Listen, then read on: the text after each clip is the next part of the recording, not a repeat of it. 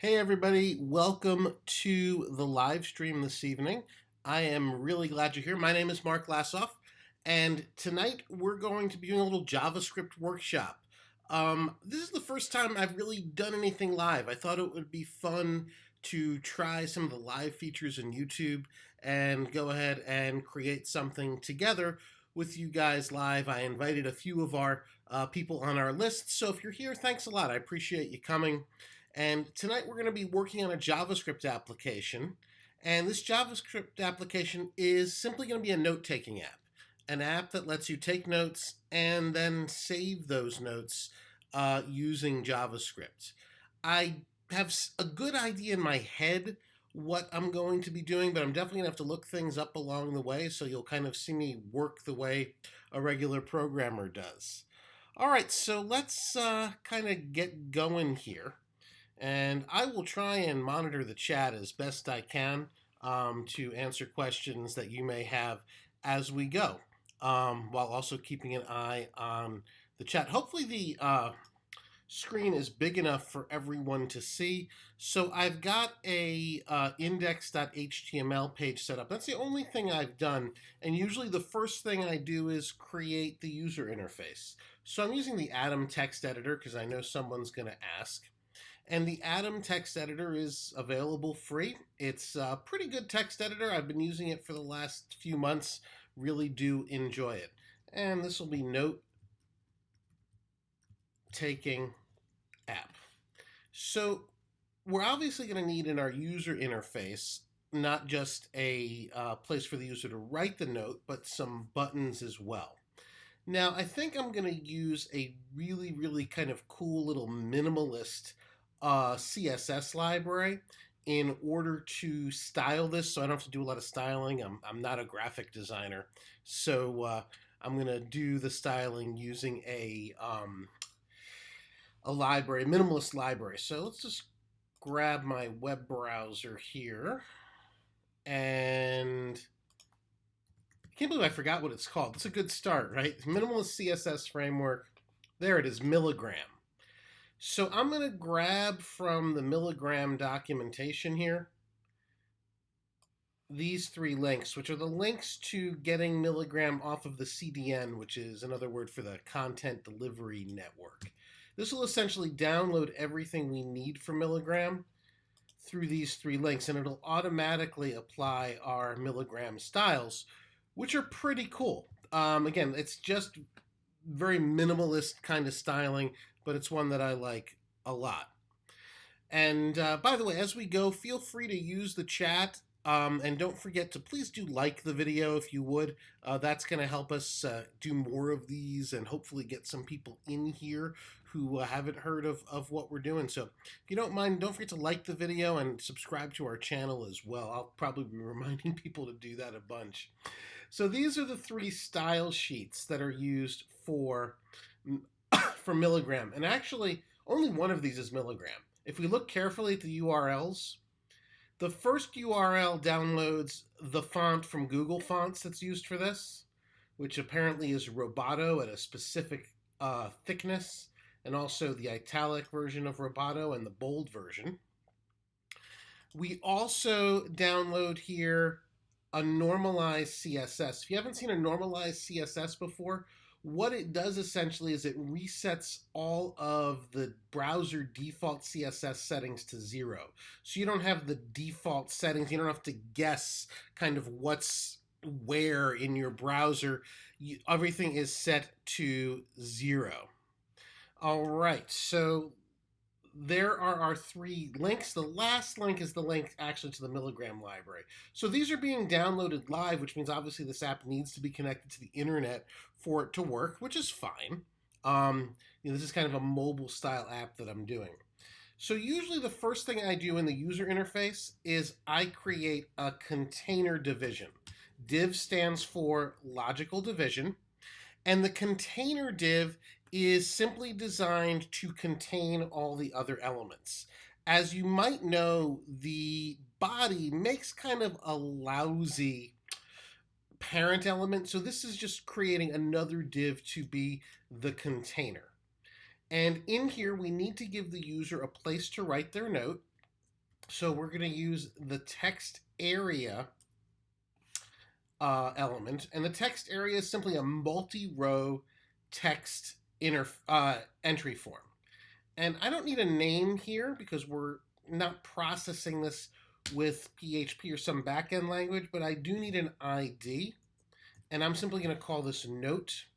The rows, the rows and cols are the old way of defining how large our text area is. So there's our text area. Let's go ahead real quickly here. Let's bring in a preview of this. So I'm going to preview this in my browser.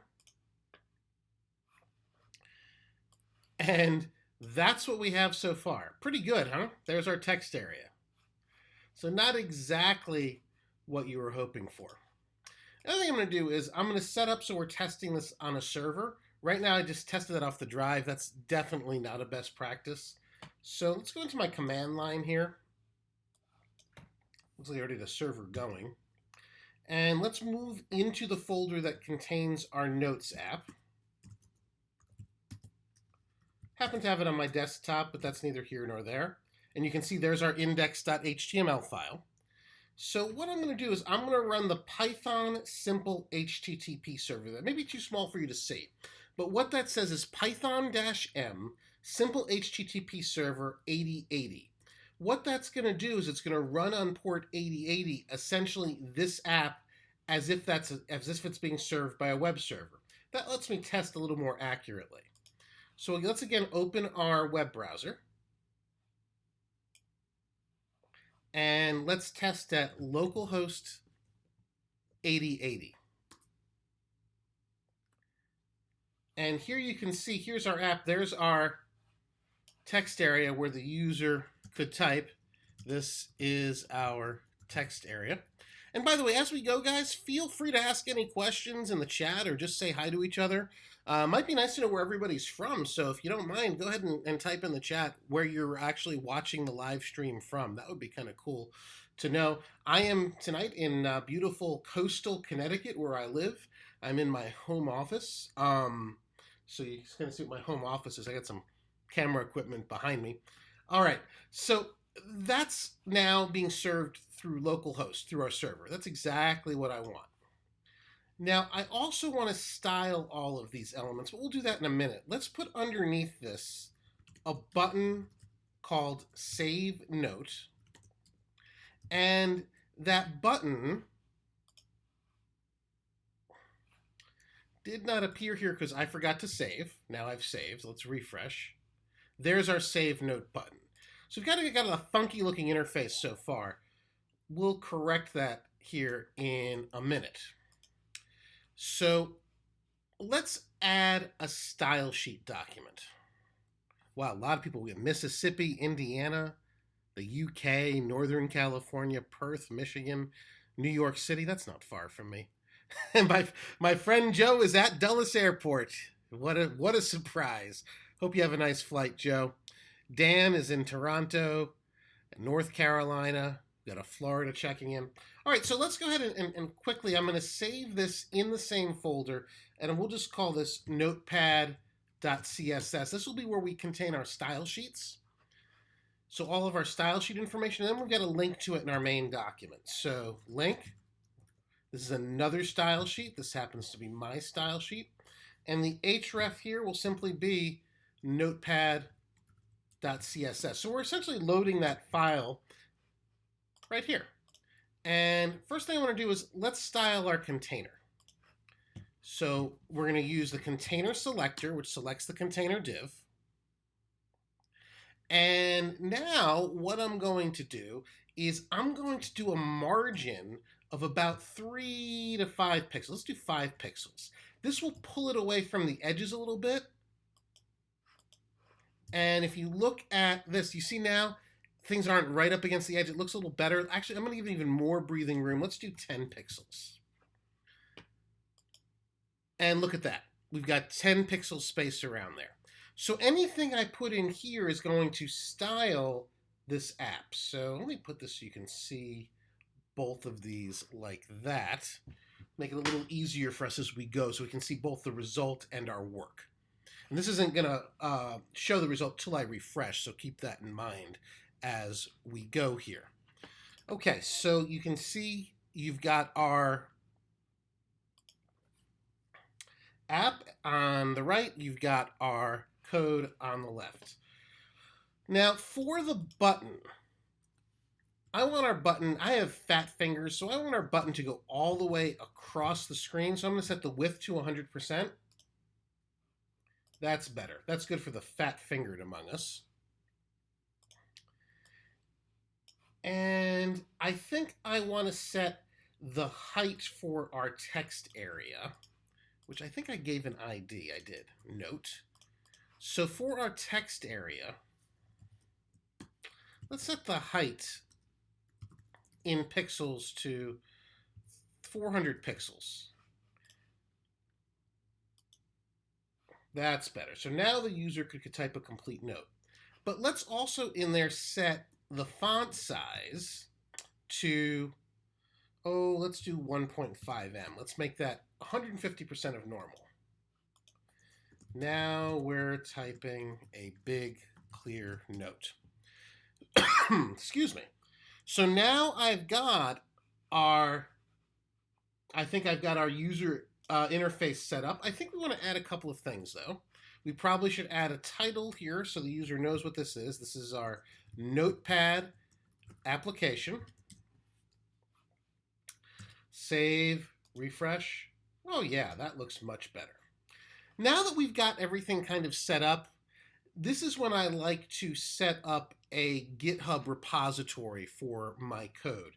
If you haven't worked with GitHub before, it's really, really important. GitHub is essentially a place where you can save all of your code and retrieve it later. It's a social sharing code repository, so other people can access your code as well. And this is how, if you want, you'll be able to access the code later. But let's set up our repository because it also gives us versioning, which means if we really screw up, I can go back in time to another point and then load up the code before I screwed up. So it's a good idea to do that early on in the development process. So let's go ahead and get into GitHub and set up the repository online first. So usually I start there. So let me bring in, again, another window here. And I have a GitHub account already, so you're going to need your own GitHub account to do this. And I'm not sure if I'm logged in or not. I am. Okay. So by the way, you can see this is social. I have people following me. I have people who forked my code and created their own version, downloaded my code. I'm not terribly active on here, but I do enjoy using it. All right, so let's create a new repository, and I'll call this Live Notepad, since we're doing this live. And this is from the live code on August, is it the 5th? It is. Better pay my rent. August 5th, 2019. So I'm going to create the repository here. Now, what's neat, this gives me instructions as long as I have Git installed in order to get Git going on my local drive. So if I come here, I can just follow these instructions. I'm going to kill the server for a minute. I'm in the folder for my app. And so I'm going to just follow these commands. Git init, which initializes the repository. Echo, and I'm going to add just a quick markdown document that's got the name of the repository. And I'm going to save that as readme.md for markdown. And then I'm going to add all the files to the repository. And I'm going to make a commit, which means that I've committed those changes to the repository. That's done. So now I'm going to add to my local repositories. Remember, in this command line window, I'm working on my local file. So I'm going to use git remote add origin, and I'm going to type the address github.com mlasoff/live notepad.git. And essentially that makes the connection to my web version of my repository. And now I'm just going to upload the files. Could not read from remote. repository. I must have made a typo here. Could not read from remote repository.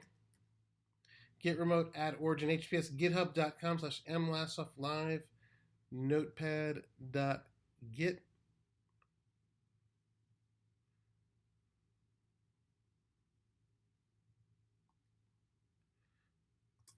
All right, you know what though? I'm going to come back. I'll upload those later so we don't waste time now. But I created the repository, and actually I can see the repository right here. It's added this in my files. I'm never going to touch these files, but that's all Git doing what it does. So I'll go ahead and I'll upload those later so everyone has them, and I'll also distribute the actual Git repository address if you like. All right, so let's go back to our app. We've created our repository, so that's good. And by the way, in Atom also, I can interact with GitHub and the repository right here through GitHub. It's through Atom itself, which is kind of a neat feature. All right, so now we're going to have to deal with saving the note.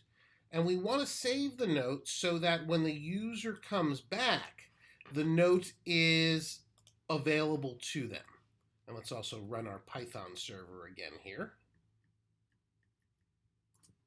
There we go, that's running. So the save note is where things are going to happen. So very simple user interface. So let's now add a JavaScript file. And I'll call this notepad.js. So this will be our JavaScript file. And now we've got to connect from our HTML file to our JavaScript file. So we'll use a script tag. And we're going to use the source. And the source is going to be, of course, notepad.js. So this will load the notepad.js JavaScript file right here after we've loaded all of the elements on the screen. There's a reason I put this on the bottom. And the reason I put it on the bottom is that I want to make sure all of these elements are loaded. So when I refer to them in the JavaScript, I'm able to, I know that they already exist in the browser DOM. They've already been read in. So that's why you put the script at the bottom. There's other ways of doing that, but this is the easy way. All right, so now let's just test and make sure this is getting loaded. So I'm just going to put out a little alert, hi there. So now if I rerun our application, there I see the hi there, so I know our JavaScript's getting read in. Okay, so let's think about what we want to happen with the JavaScript. When the button is clicked, we want to get any information that's here in the notepad. We want to put that in a variable, and then we want to save that to something called local storage. And that's where we can save the note and be able to retrieve it later. So first thing is we need to react to the button click. So it's important to know that by default, your JavaScript doesn't know about any of your HTML elements. It's through these IDs that I can link them up. So let's give this button an ID called btn save, just like that. So the btn save is going to be how we'll address this in JavaScript. So let's go into the JavaScript and let's create a variable, or actually a constant in this case, called save button. And we'll assign that the HTML btn save element. So notice this command is get element by ID, btn save. And we're assigning that to save button. So remember that btn save? That's exactly the ID we gave our button. So essentially we're taking this whole element, and in JavaScript we're referring to it as save button. We also need to refer to the note, and in the HTML, that's right there. So again, we'll issue the same command, document get element by ID, note. I set these as constants because these will not change. These will always be the same. So now on the save button, we've got to put the event so something happens when it's clicked. So there's a couple of different ways of doing it, but what I'm going to do is I'm going to do save button dot on click equals function, like that. So what this means is when the on click event occurred on the save button, this function is going to be run. And again, let's just test with an alert. So again, we've named our button save button. On the save button, we called the on click event. And then the function with the alert, you click the button. Hey guys, we've got 10 likes so far. I bet we can get up to 20 if you guys want to help me out. Don't forget to like the video. Press the big like button here in YouTube. Really does help me out to get those likes. And of course, subscribing to the channel as well. It would be great if you guys could like the video. I really appreciate it. All right, so now we've set this up so this on-click event occurs. Let's go ahead and make sure everything is saved. Let's refresh here. And now let's click the button and we get the you click the button. So we know that button event is being registered. So now remember what we said we want to do is when the button is clicked, we want to get whatever text is inside of this text area. So our text area is called note. So let's create a variable called note text, and we'll assign that whatever is in the text area using value. So value as a property gets whatever is inside here. And this time I'm going to alert out the note content. So whatever I type here should appear in the alert. This is, oops, I forgot to refresh. I always forget to save or refresh. So, hey, we're up to 23 likes. Thanks a lot, guys. You guys are awesome. I appreciate it. All right, so this is a note. This is a test. So when I click Save Note now, we should see, yep, note, this is a note, this is a test. So we're able to retrieve this text and store it in the note text variable.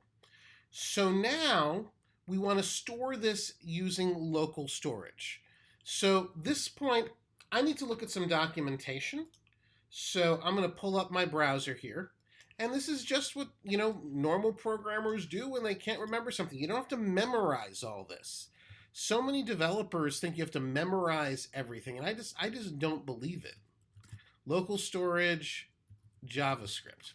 I remembered it's called local storage, so now from here I can look it up in a number of different places. If you're a beginner, W3 Schools is really, really good. It's really easy. As you get more advanced, you might want to go to the Mozilla developer documentation. Since we have a lot of beginners who are with us, let's go ahead and look at just the W3. So the way local storage works is there's a method called setItem, and it lets me set a label and then a value.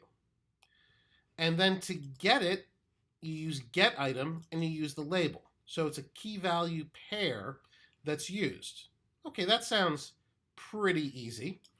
So we're going to store this in local storage. We've got our note text. So let's say local storage dot storage, if I could type, dot set item. Let's just label this as the note and then note text. So that should save it in local storage. And we actually can see it in the browser if this works when we're testing. So let's go ahead and again refresh. And this is a note that we are saving. We should be able to see it in the developer tools. All right, so I'm going to save the note. And looks like things kind of froze. Let's see what's going on here. We go to Developer Tools. Looks like it worked eventually, just got very slow. So let's see, using our developer tools here, let me move those to the bottom of the screen. There we go. So the developer tools let us kind of see what's going on with our application. Here in the application, you can see I can look at the local storage, and look, there is the note. This is a note we are saving. We should be able to see it, etc. in the developer tools. So this is stored in the browser DOM. Pretty cool, huh? We've actually now been able to store this. Now here's the cool thing, right? If I refresh my app, that's still there. This is really important because before we had this, apps that you built in HTML and JavaScript were essentially stateless. About 10 years ago when they instituted this local storage, this finally allowed us to store things permanently. There's actually 3 ways we can store things in the browser. Local storage is permanent until somebody goes in and erases it. Local storage is, there's also session storage. That lasts as long as the session lasts. And then there's something called Web SQL, which is essentially a full SQL database that's in the browser. I don't use that very much, but it is available for you. So there's 3 ways to store. We're using local storage. Local storage is long-term storage that's in your browser. Okay, so we've got our local storage here in the browser. We've got it stored. So now, obviously, we're not doing anything with it. We need to be able to retrieve it when the program runs, right? Because right now it's not retrieving it. So let's go ahead and retrieve whatever node is in there when the program runs. So we're going to need to put some code in here for when the program starts. So I like creating a function that I call init, which is short for initialize, and we'll run this when the program runs. And what we're going to do is we're going to check local storage and see if we have an item in there called the note. So first, let's go ahead and retrieve it.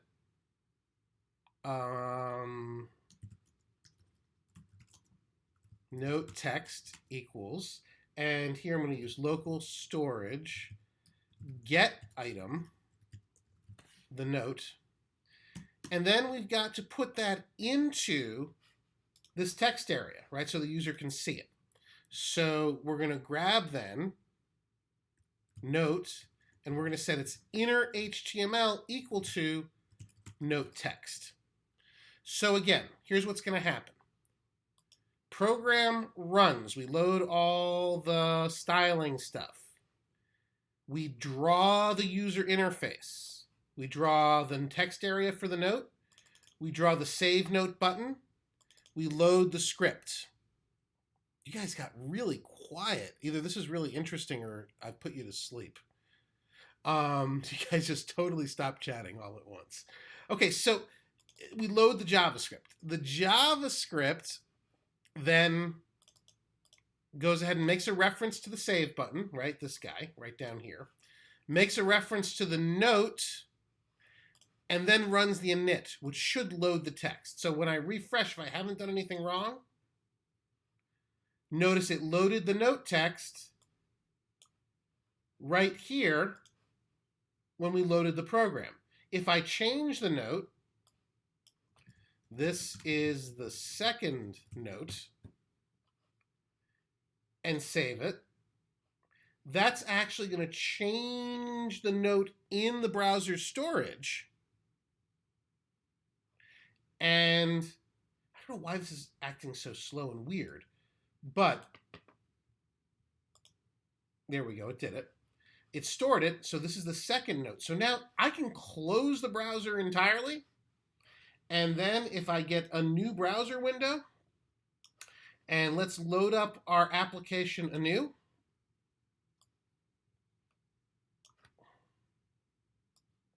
right? So it's localhost 8080. There's our note. So it stayed in permanent storage. Bobby, I get up at 4:30 every day too. So yeah, this is the end of my day. An hour from now, I will be in bed. I saw a question. Eric asked, since note text changes, why is it a const? Okay. So in the context of, first of all, this note text is in a different scope than this note text. So the one on line 6, this only works within the init function because I declared it as a constant inside the function. So local storage here is assigning whatever's in there to note text. This will not change. I'm not going to set that equal to something else, right? I'm not going to now say, note text equals 25. In fact, that would give me an error because it's a constant. I would actually get an error if I did that. There's an error in the console right now. So because their value of the variable isn't changing, that's the case where I'd use a constant.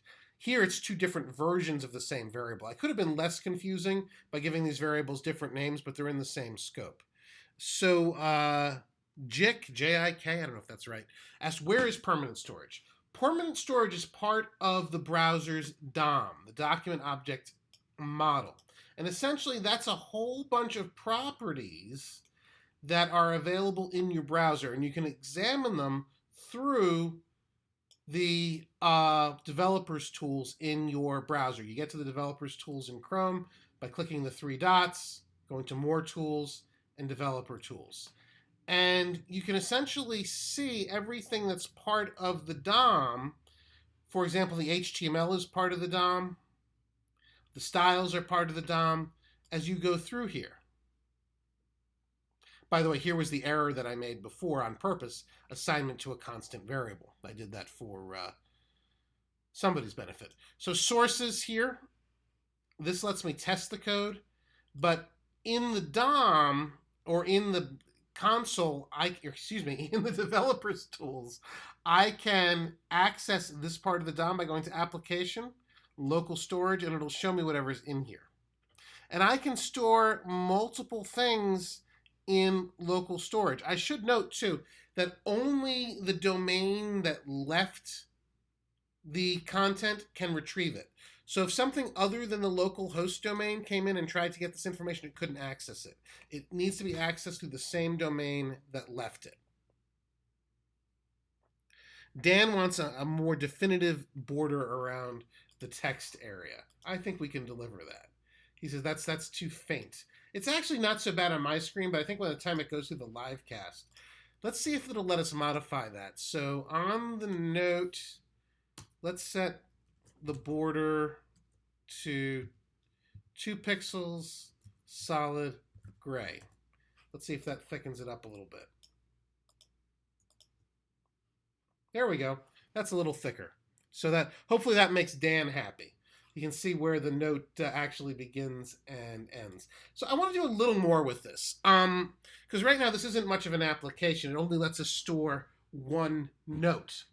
So here in the actual local storage, we can see the key is the note, and this is the second note. Now we either have to find different ways to store the notes, right, under different keys, or we need to store them all in one object. So we could store, if we wanted to, an array of notes in here, making the value an array and then stringifying it, meaning making it straight text. That's a little more difficult to do, but it is possible because here with the key value pairs, you only have one key and one value. Otherwise, we'd have to know all the keys in order to retrieve them. There's no way to go ahead and retrieve all the different keys that are in here. So let's think about this a little bit. When the program loads, instead of displaying the note here, let's go ahead and put between the button and the text area an area where we're going to have a list of notes. So let's go ahead and div id equals notes. Just like that. So in here, we'll have a list of individual notes. And each note should have just the note information that's in there. So we've got our notes area right here. Well, let's make this notes list. So when the program loads, go back to our JavaScript here, instead of taking that note and putting it into the document here, let's put it as part of the notes list. So let's grab the notes list here, const notes list equals document get element by ID, notes list, just like that.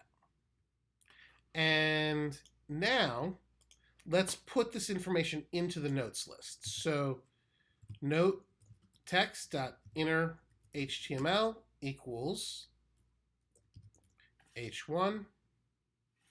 No, this should be notes list, sorry. So we're putting this in the list area. h1. Let's make it an h3, that's too big. Plus note text plus a closing h3, just like that. So now this is going to act a little differently when I refresh. And there's a second note. Now what I'm going to do as well is I'm going to have a class for a note. So let's do div class equals note. And this way we can do some styling here. So each of these notes will be in its own style.